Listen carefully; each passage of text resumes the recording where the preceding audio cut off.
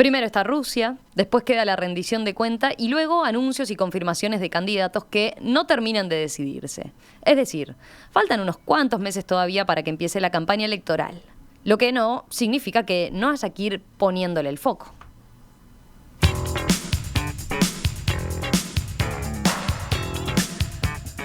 ¿Por qué? Porque desde las últimas campañas uruguayas entre 2014 y 2015 ha corrido mucha agua bajo el puente. Abundan en el mundo los ejemplos de comicios sacudidos por las noticias falsas, por la llamada posverdad, por el juego sucio actualizado y masificado por las redes sociales. Pero no todas son luces rojas. Las nuevas tecnologías y las nuevas formas para utilizarlas abren también un abanico de posibilidades. Hasta podría convertirse Uruguay en un laboratorio para una nueva era de campañas políticas. ¿Cómo le suena esto? Para comprender mejor el panorama y qué es lo que se viene, vamos a recibir en los próximos minutos aquí en estudios a Julián Canarek, máster en Comunicación y Cultura, socio y director de la agencia Amén Comunicación Ciudadana. Julián, ¿qué tal? Un gusto tenerte por acá. Buenos días, un gusto estar con ustedes, gracias por la invitación. Bueno, yo decía, falta un poquito todavía para ponernos en ambiente de campaña política, pero tú venís de trabajar en los últimos meses en otra campaña que quizás puede darnos alguna pista de por dónde están las novedades en materia de campañas políticas. Me refiero a la campaña en Costa Rica, ¿verdad? La campaña por las elecciones presidenciales de Costa Rica, donde, bueno, trabajaron con Carlos Alvarado, que fue el candidato que finalmente resultó electo, ¿verdad?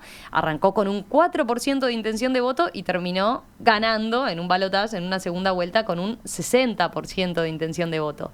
Primera pregunta que quizás a nosotros nos llama la atención. ¿Cómo termina un asesor en comunicación uruguayo trabajando en una campaña para Costa Rica? ¿Cómo se dio eso? Amén Comunicación Ciudadana trabaja para todo el continente, trabajamos para Ecuador, para ONU Mujeres a nivel regional y mundial, trabajamos desde Uruguay con casos muy exitosos de comunicación ciudadana, comunicación de gobierno, comunicación de organizaciones, comunicación de ministerios como el Ministerio de Turismo de Ecuador, y muchas veces somos invitados a dar conferencias.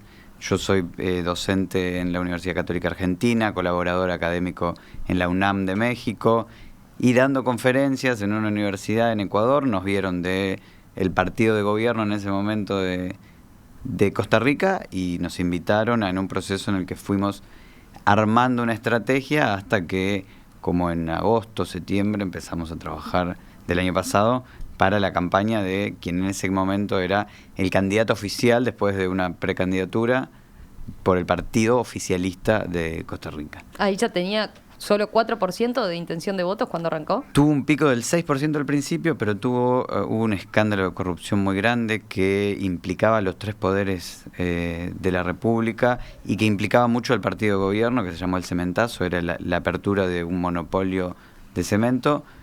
Y ese pico del 6 bajó al 4 cuando todo este problema de corrupción, o sea que arrancábamos con un 4% y un problema de corrupción del oficialismo implicándolos. Siempre se ha dicho que Costa Rica se nos parece en mucho.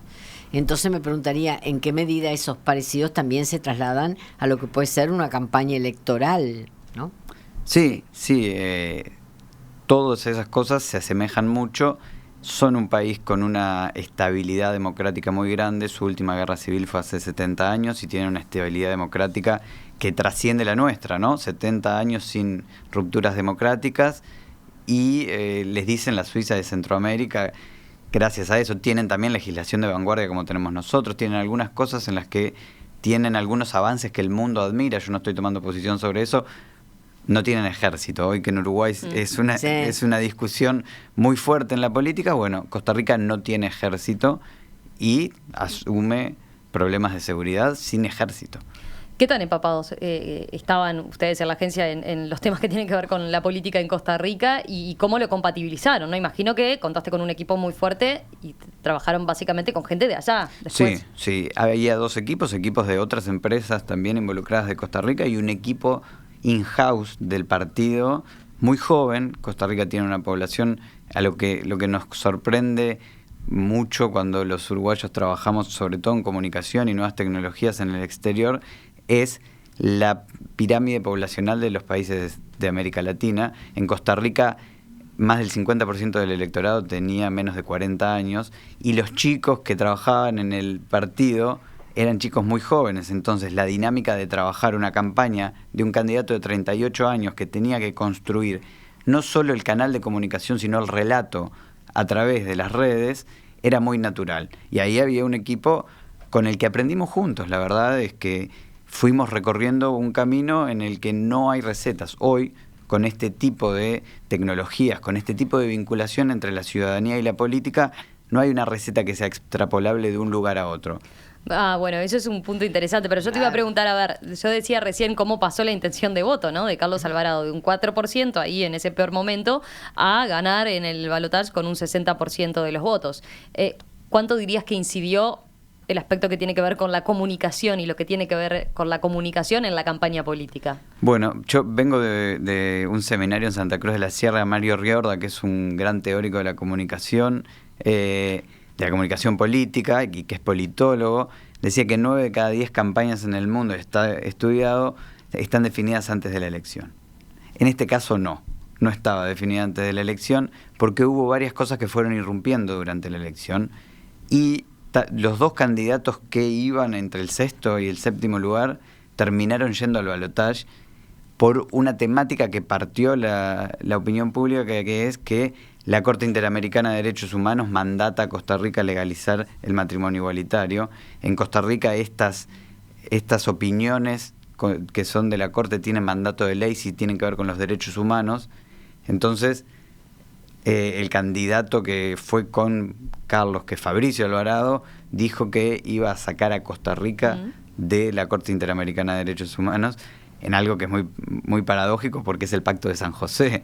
Claro. La Corte Interamericana de Derechos Humanos tiene sede en San José, y eso hizo que la dinámica de la campaña partiera, la campaña entre todos los que tenían una posición contraria a lo que les estaba diciendo la Corte o tibia, y quienes tuvieron una posición verdaderamente coherente y la misma. Carlos Alvarado dijo que él estaba a favor, pero que además no podía hacer nada, porque verdaderamente el presidente no podía hacer nada, porque los órganos constitucionales implican que no pueden hacer nada.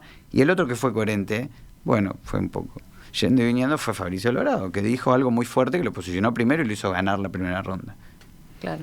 Bueno, yendo a las herramientas que utilizaron en esa campaña, hay algunas que llamaron la atención, ¿no? Por ejemplo, organizaron un debate a través de videos en vivo de Facebook Live, aprovechando, por ejemplo, que Carlos Alvarado no había sido invitado a un debate de candidatos presidenciales, ¿no? Por la baja intención de voto, ¿verdad? Claro, la intención de voto es lo que marca la posibilidad de que los inviten. Está regulado por el Tribunal Supremo Electoral. Ellos tienen una vieja tradición de debates presidenciales. Tienen más de 60 debates en cada campaña entre primera y segunda ronda. ¿Y qué se hace entre los primeros y segundos candidatos? No, ahí fueron 6 candidatos. Bueno, en este que no los primeros 6 que tuvieran más chance. Sí. Y Carlos Alvarado no estaba siendo invitado. Primero hicimos una campaña donde denunciamos que sería la primera vez en la historia de Costa Rica en la cual el candidato oficialista no iba a ser invitado. Eso encendió las redes, hicimos que los principales debates sí lo invitaran, pero un debate no lo invitaron. Y efectivamente no lo invitaron, y lo que hicimos fue hacer una invitación muy parecida a la que le habían cursado el resto de los candidatos, pero invitamos a la ciudadanía y le llamamos Debate con Vos. Y prendimos una cámara a la misma hora que estaba haciendo el otro debate con 6 candidatos, y Carlos debatió con la gente. Y tuvimos en Facebook más audiencia de la que estaban teniendo 6 candidatos juntos al mismo tiempo en su otra transmisión de Facebook. Pero además instalamos un formato de debate. El Debate con Vos lo seguimos haciendo. Ajá. Él siguió debatiendo en las redes, en las calles, a través de WhatsApp, a través de Twitter. Se encontraba con la gente. Un día pusimos un micrófono en una plaza y con un cartel que decía: si tuvieras que debatir con un candidato a presidente, ¿qué le preguntarías? La gente tenía el cartel, está en Facebook, en el Facebook de Carlos Alvarado Quesada, lo pueden encontrar, y la gente decía la pregunta y al rato aparecía Carlos y debatía con ellos sobre la pregunta que le estaban haciendo. Entonces, lo que hicimos fue utilizar esta vieja tradición de debates para llevarla a las nuevas tecnologías de la comunicación y entablar un vínculo cercano con la ciudadanía a través de las formas en las que la ciudadanía se comunica entre ellas. ¿Cómo nos comunicamos nosotros? Por WhatsApp. Bueno, esa es otra de las tecnologías que usaron y mucho, ¿no? Utilizamos WhatsApp. ¿Cómo era eso de que el propio candidato le contestaba mensajes personales, ¿no? O sea, personalizados a cada uno de los que le preguntaba. Nosotros identificamos que había una circulación masiva de audios de WhatsApp, a veces con informaciones verdaderas y a veces con informaciones falsas. ¿Quién determinaba eso? ¿Cuáles eran ¿La verdadera o la...? No, nosotros lo que hacíamos era escuchar. Lo que muchas veces nos pasaba era que sabíamos que eran falsas. ¿Cómo filtraban las falsas? No, nosotros no teníamos que tomar posición. Lo que hacíamos era, mientras estaban circulando, lo que hicimos fue, bueno, ¿le querés preguntar algo a Carlos? Acá está el número. Mandale un WhatsApp. Y empezaron a mandarles audios de WhatsApp a Carlos y Carlos los contestó uno a uno. Porque ahí está una herramienta de la comunicación que ante la posverdad nos da más verdad. Vínculo, directo. ¿Querés preguntarme algo? Pregúntamelo. ¿Cuál es la posición y que él tenía? Y te contestaba diciendo, Julián, Tal te cual. daba la respuesta. Y eso le daba la autenticidad, porque si nosotros hubiéramos utilizado algo que hoy en la política se puede utilizar, que son bots, con el mismo mensaje grabado, y hubiéramos hecho un spam de 250.000 personas, eso pierde autenticidad porque la gente no entiende que estamos respondiendo a su pregunta. Eso es una vieja práctica de la comunicación política, que es solo emitir.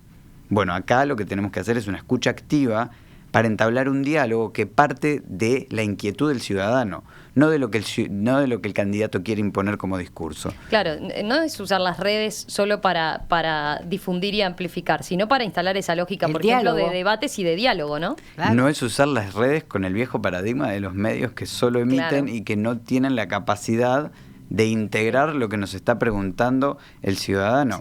Es un instrumento de ida y vuelta. Sí, pero que la política no necesariamente lo está usando bien. Hay una investigación internacional. WhatsApp. Sí, pero Twitter también y Facebook también. Todas las redes son de ida y vuelta.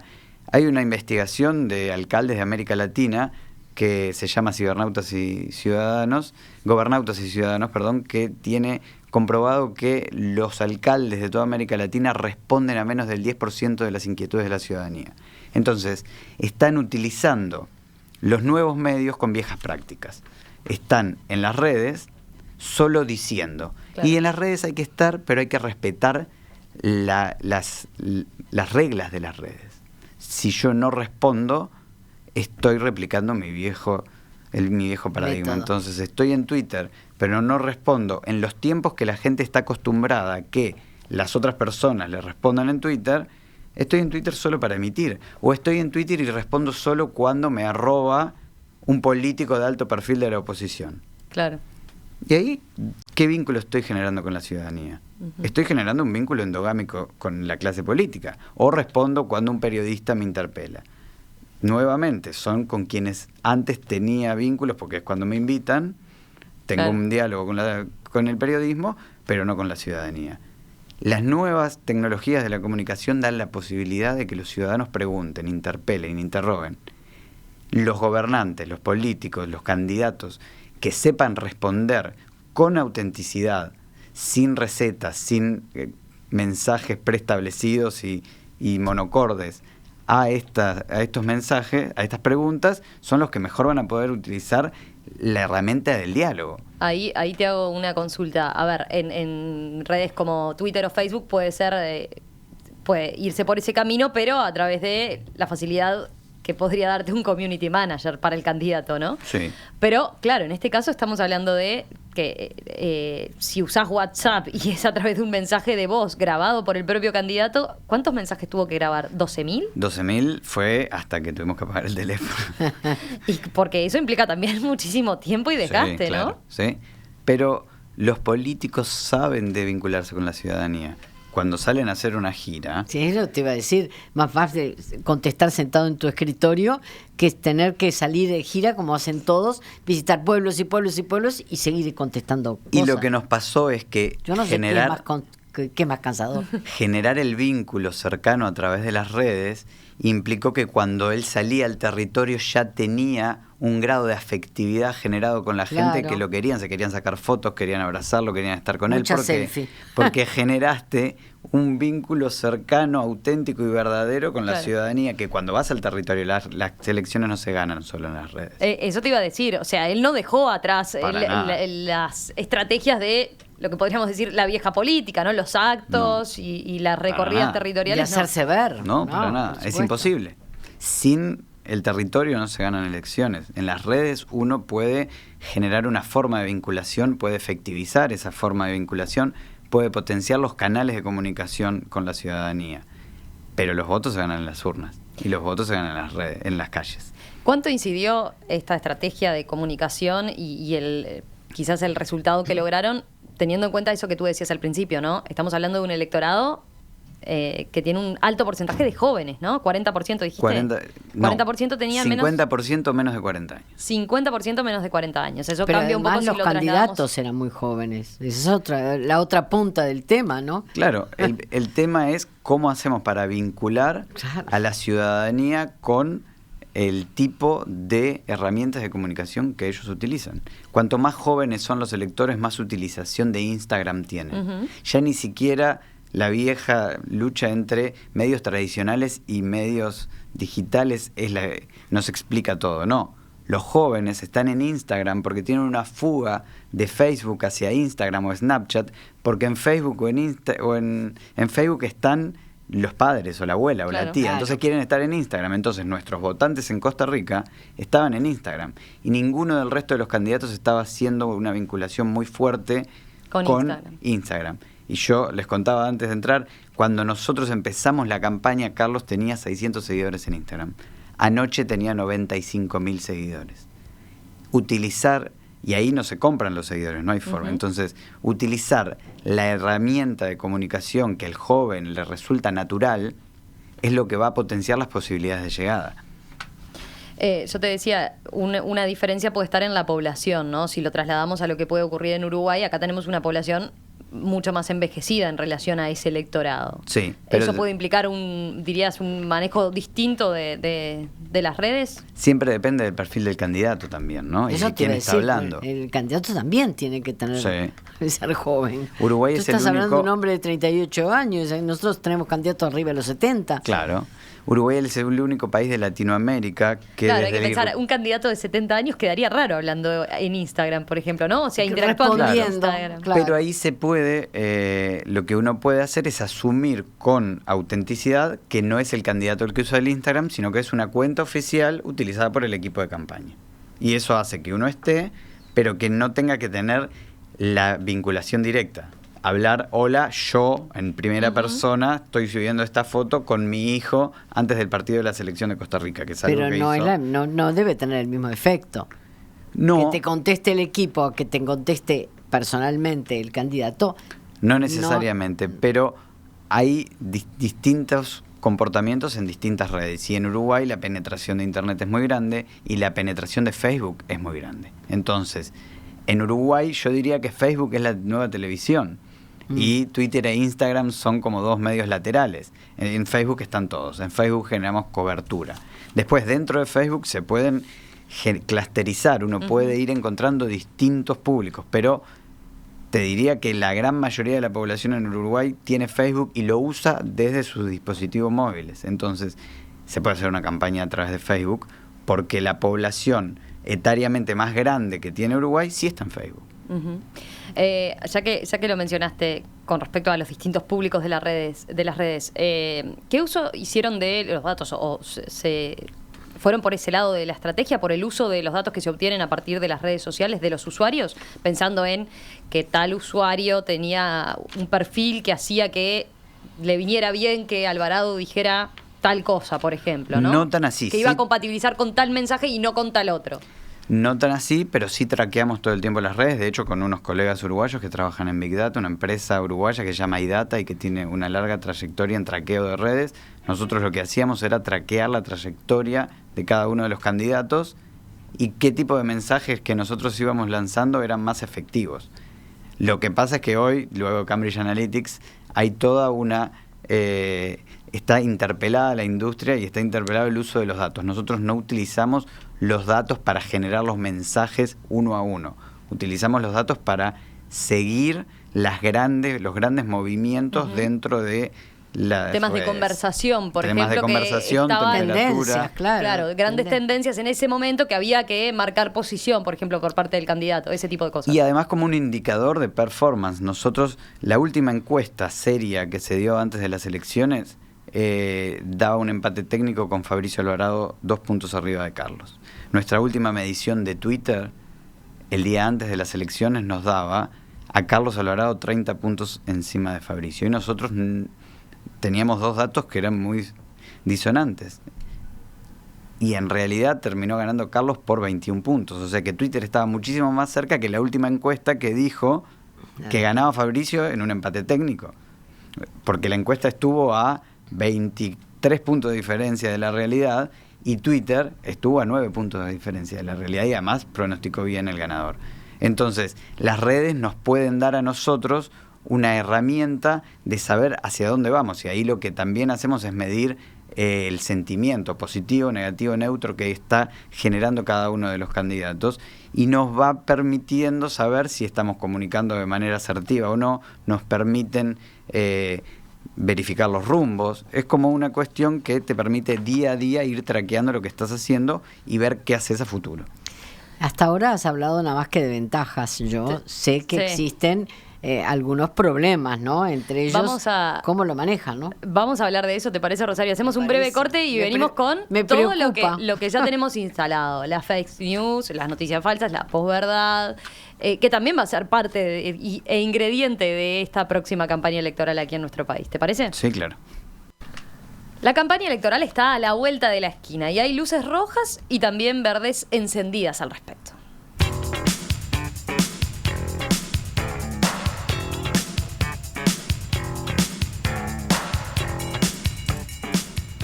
De lo que se viene en materia de campaña política y comunicación es que estamos hablando esta mañana con Julián Canarek, que es consultor de comunicación política, socio director de Amén Comunicación Ciudadana.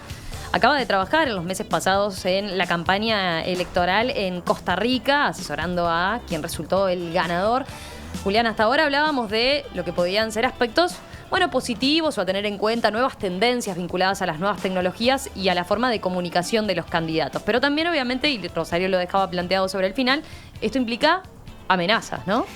Y sí, ¿qué te preocupa a vos, Rosario? Me preocupa todo lo que puede ser noticia falsa. Ya estamos viviendo situaciones de ese tipo en las que están cometiendo partidos nuestros. De manera entonces que ¿cómo se hace para controlar esa situación? Bueno, controlar es muy difícil porque vivimos en una desenmascarar, sociedad. hacer lo que, contámela cómo nos enteramos los pobres mortales de que se trata de una falsa noticia, por ejemplo. Bueno, creo que el desafío está en ustedes, sobre todo los periodistas, porque generalmente los periodistas tienen el rol de validadores de lo que nosotros recibimos en la sociedad, y el flujo de información es tan grande que uno tiene que encontrar referentes que verifiquen o no esta información. Ante el flujo de información falsa, de fake news, de posverdad, que hay en diferentes lugares del mundo, han surgido colectivos que se dedican a verificar la veracidad de esto que circula. Y hasta desmentir. Y eso se ha convertido en una herramienta que construye democracia. El periodismo siempre construyó democracia, investigando, controlando al poder, pero ahora también utilizando herramientas de investigación, de fact-checking, que así se llama en inglés, es un chequeo de verdad, para controlar lo que circula, porque lo que no podríamos hacer es ser ingenuos y creer que cuando circula un material que no contiene contenidos de verdad, no viene de algún partido o no viene necesariamente con una intención preestablecida. Y además hay un punto que es aún peor. Las leyes de financiamiento de los partidos políticos de América Latina han actuado muy fuertemente sobre los medios tradicionales, dejando un lugar de oscuridad para las redes sociales. Como las redes sociales no están controladas porque son nuevas, no porque no las hayan querido legislar, pero las pueden leyes hacer más. Todo lo oscuro va hacia las redes sociales. Entonces, hay un rol hay muchos colectivos, en Argentina hay uno que se llama Chequeado, en Uruguay está WeCheck. Sí, los oyentes lo deben tener presente. Porque estuvo con nosotros en un ciclo, en particular en el año 2015 y parte de 2016. Bueno, trabajando en eso, ¿no? Ellos tomaban una determinada información de un actor político en general, una figura pública. Una declaración. Y lo que hacía era contrastar y revisar que fuera correcta, verdadera, ¿verdad? Y hacía su valoración desde el punto de vista, digamos, lo más objetivo posible, yendo a contrastar con información que ya había, con antecedentes de documentación oficial o con datos estadísticos, ¿verdad?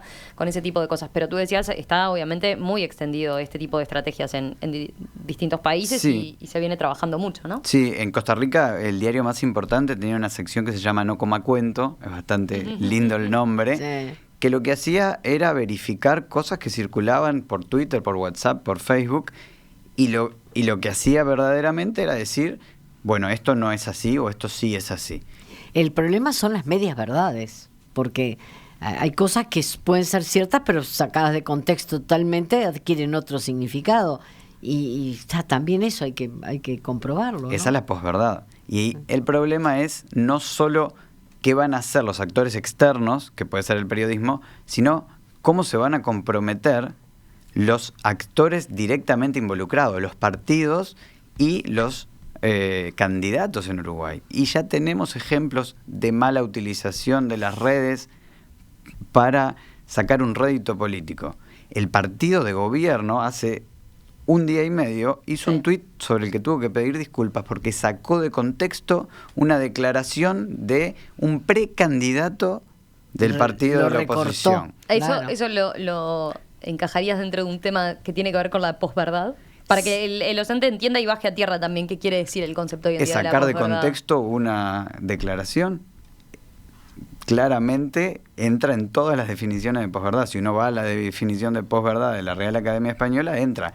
Pero le pasó también al Partido Nacional el día que renuncia el vicepresidente, que un community manager confundió la utilización de su cuenta personal con la del partido y posteó algo que no debía. Eso ya no es ni posverdad ni fake news, pero es un error muy fuerte para la institucionalidad de un partido. O sea, y le ha pasado a legisladores del oficialismo y de la oposición subir fotos diciendo que son en Uruguay, sí, claro, y son rápidamente Argentina, les sí, dicen, esto es Argentina, esto es el DF, esto. Entonces, hay un desafío muy grande que es la inmediatez, el meter un gol para gritarlo en las redes sin chequear previamente qué es lo que puede generar, porque hasta te podés comer un gol en contra. desde el punto de vista de la ¿no? efectividad política, este tuit de ayer del Frente Amplio o del día de la renuncia de Sendik del Partido Nacional, lo que hacen es poner en evidencia una mala utilización de una red que en realidad debería generarte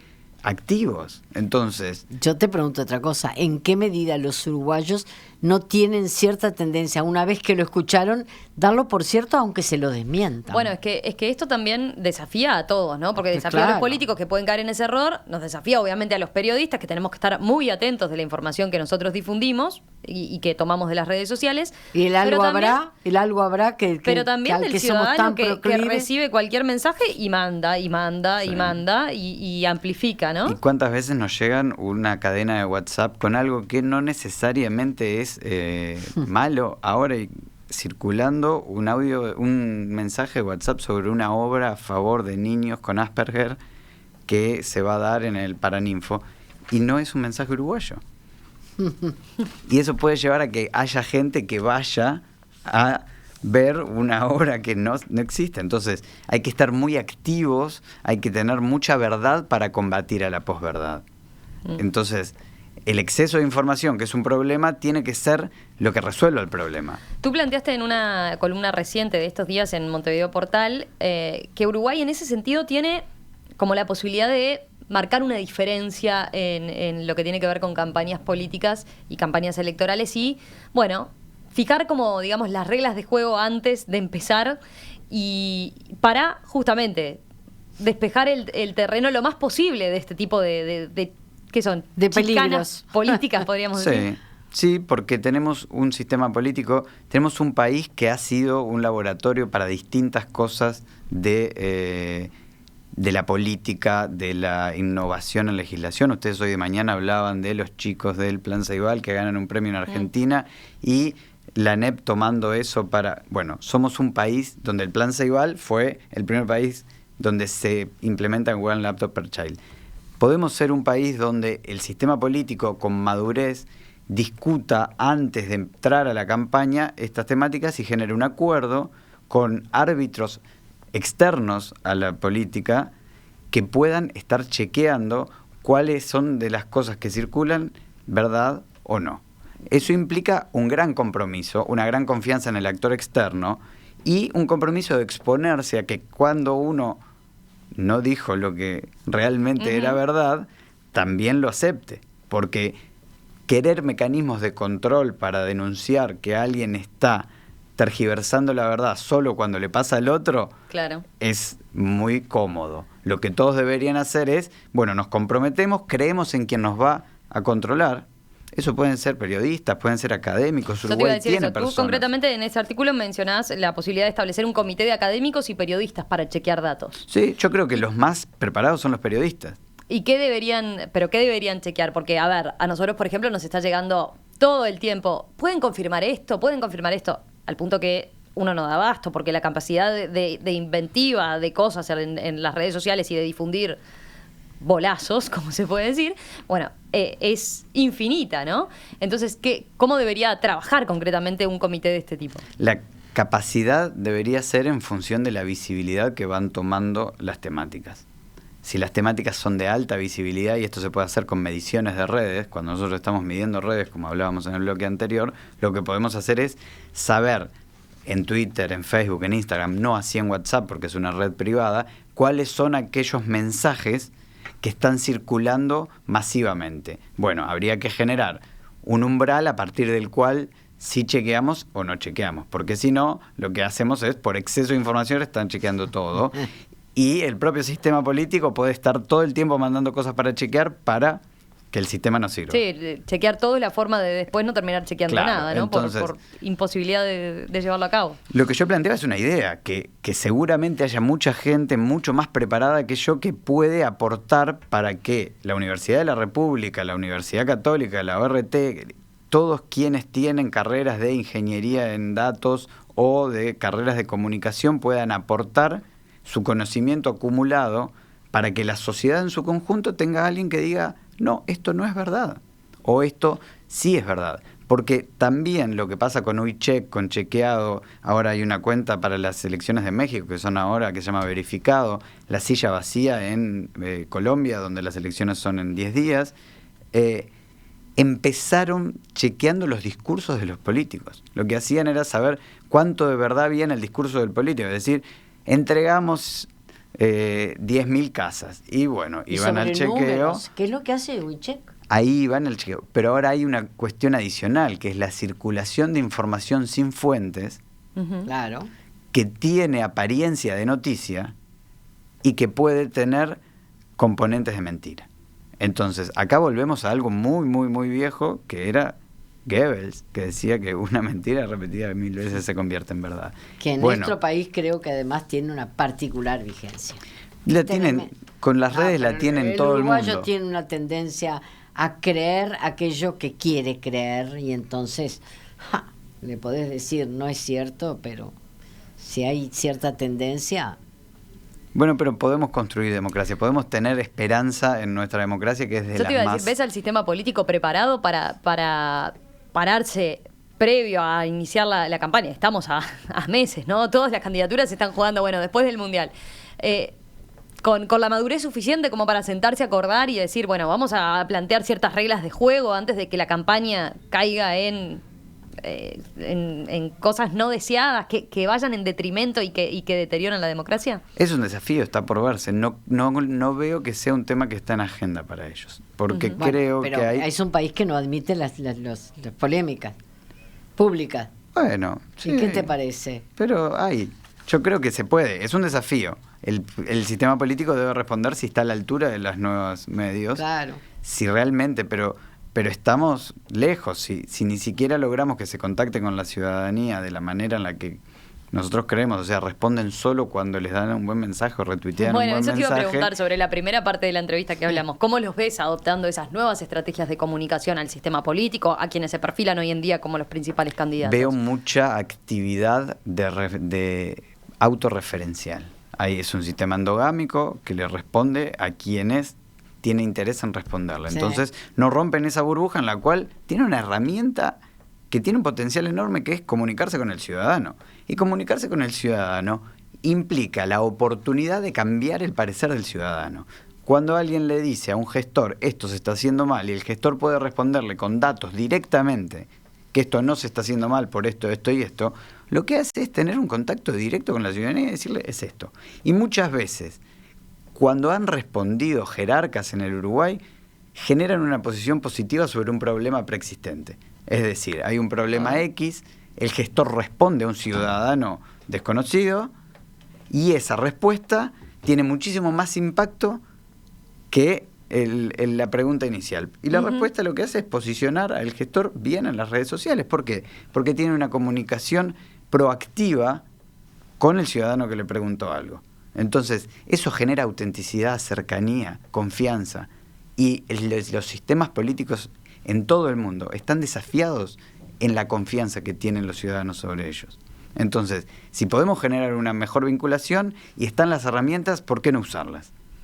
Julián Canarek, consultor en comunicación política, socio director de la agencia Amén Comunicación Ciudadana. Gracias, Julián. Volvemos a hablar en cualquier momento, ya cuando esté más avanzada. Entonces, en plena campaña. En plena campaña volvemos a hacer. Con el resultado de Uruguay a la vista, además. Claro, ya con los candidatos definidos. Bueno, analizamos un poco más entonces cómo va este panorama. A las órdenes, muchísimas gracias. Gracias, que pases bien.